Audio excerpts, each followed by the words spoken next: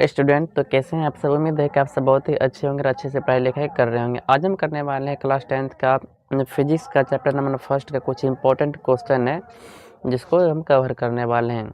तो क्वेश्चन ये बोल रहा है कि परावर्तन के नियम को लिखे, मतलब हम परावर्तन के नियम क्या है उसका व्याख्या करना है, उसका डायग्राम भी देखना है और उसके नियम कितने हैं और नियम कौन कौन से उसके बारे में भी हम चर्चा करेंगे। सबसे पहले देखते हैं परावर्तन के नियम किसे कहते हैं। बोल रहा है जब प्रकाश किसी चिकनी सतह से टकराकर वापस उसी माध्यम में लौट जाती है तो प्रकाश के उस घटना को परावर्तन के नियम कहते हैं। जब किसी चिकनी सतह पे हम लाइट को डालते हैं तो वह फिर से परावर्तन हो जाता है उसी माध्यम में। जैसे कि आप दर्पण पे देखे होंगे, यदि हम कोई टॉर्च जलाते हैं तो क्या होता है, जैसे जैसे ही किरण जाता है दर्पण से उसका होता है परावर्तन, परावर्तन के बाद दर्पण से परावर्तन के बाद किरण फिर उसी माध्यम में लौट जाती है। इसी को बोलते हैं प्रकाश का परावर्तन। परावर्तन बहुत सारे चीज़ का, जैसे कि गेंद का भी परावर्तन होता है। जैसे आप किसी गेंद को दीवार पे मारते हैं तो क्या होता है, उस दीवार से टकरा के फिर रिटर्न आ जाता है ना, तो इसलिए उसको बोलेंगे बॉल का परावर्तन। यदि किसी किरण का मतलब यहाँ पे कि बोल रहा है प्रकाश का परावर्तन, मतलब यहाँ परावर्तन किसका होगा, प्रकाश का परावर्तन होगा। तो प्रकाश का परावर्तन कैसे हम समझ लिए, अब उसको डायग्राम के थ्रू समझ लेते हैं। सबसे पहले देखिए, यहाँ पे हम एक दर्पण लेते हैं, दर्पण लीजिए तो फिर चिकनी सतह लीजिए, उस पर भी घटना संपन्न हो जाता है प्रकाश का परावर्तन का। सबसे पहले यहाँ पे एक दर्पण लिए और यहाँ पे एक किरण डाल दें, यहाँ पे एक किरण डालें, जो किरण यहाँ पे आ रही है दर्पण पे उसको बोलेंगे आपतित किरण।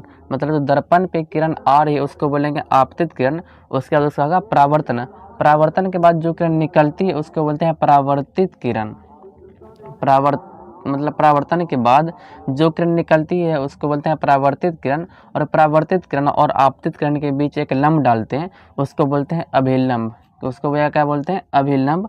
और जिस मतलब जहाँ पे तीनों बिंदु आके मिलते हैं, जैसे जहाँ पे आपतित किरण, परावर्तित किरण और विलंब तीनों आके मिलती है, उस पॉइंट को बोलेंगे आपतन बिंदु। उसको क्या बोलेंगे, आपतन बिंदु। और यहाँ देखिए आपतित किरण और परावर्तित किरण के बीच एक एंगल बन रहा है, इसको बोलेंगे आपतन कोण। क्या है कि अपवर्तित किरण और अभिलंब के बीच बन रहा है एंगल, इसलिए इसको बोलेंगे आपतन कोण। अभिलंब और परावर्तित किरण के बीच एक और एंगल बन रहा है, उसको बोलेंगे परावर्तन कोण। परावर्तन कोण को आर से लिखते हैं, आपतन कोण को आई से सूचित कर देते हैं। अब देखिए परावर्तन क्या है वो समझ लिए, उसका मतलब डायग्राम भी जो है उसको भी समझ लिए। अब परावर्तन के नियम पर चर्चा करते हैं। तो प्रकाश के परावर्तन के और प्रकाश के अपवर्तन के दोनों के दो दो नियम होते हैं। फिलहाल हम पढ़ रहे हैं प्रकाश के परावर्तन के बारे में, तो इसका दो नियम है और दो नियम क्या है हम डायग्राम के थ्रू आपको समझा देते हैं।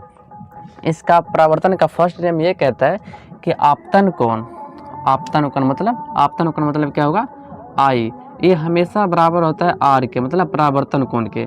आपतन कोण और परावर्तन कोण क्या होता है, हमेशा बराबर होता है, जो कि मैंने यहाँ पे लिख भी रखा है। आपतन कोण और परावर्तन कोण दोनों हमेशा क्या होते हैं, बराबर होते हैं। उसके बाद दूसरा नियम आता है कि आपतित किरण, परावर्तित किरण तथा अभिलंब तीनों एक ही समतल में होते हैं। आप देख रहे हैं कि तीनों का समतल क्या है, एक ही, तीनों एक ही समतल पे होते हैं। तो वही दूसरा नियम बोला है कि आपतित किरण, परावर्तित किरण तथा अभिलंब तीनों एक ही समतल में होते हैं। बस यही उसका दो नियम है। और परावर्तन की क्या है उसको देख लेंगे। यदि आपको यदि मान लें कि चल रहा है, सबसे पहले परावर्तन क्या है उसको लिख देंगे, उसके बाद इसको डायग्राम को बना देंगे। यदि वहाँ पे बोल रहे कि इसके नियम की व्याख्या करें तो उसका नियम दो है, उसका नियम को लिख देना है। बस इतना तक ही आपको पूरा नंबर मिल जाएगा।